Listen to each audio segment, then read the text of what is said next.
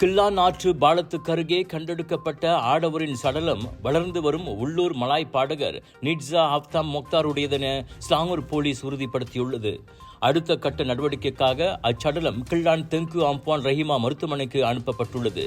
நிட்ஸா முன்னதாக காணாமல் போனதாக செய்தி வெளியான போது அவர் கொள்ளையிடப்பட்டிருக்கலாம் என சந்தேகிக்கப்பட்டது. அவரின் ரொக்க பணமும் வங்கி அட்டைகளும் காணாமல் போயின.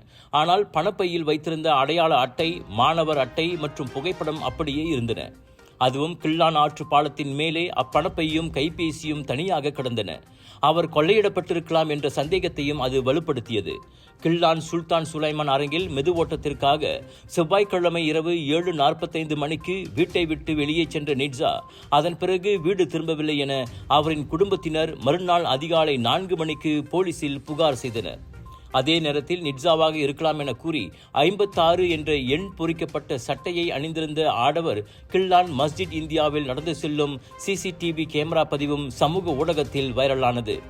இந்த நிலையில் தான் அதே 56ஆம் எண் பொறிக்கப்பட்ட கருப்பு நிற ஆடை அணிந்திருந்த இளைஞரின் சடலத்தை புதன்கிழமை இரவு 7 மணி வாக்கில் கில்லான் ஆற்று பாலத்துக்கு அருகே தீயணைப்பு மீட்புத்துறை கண்டெடுத்தது.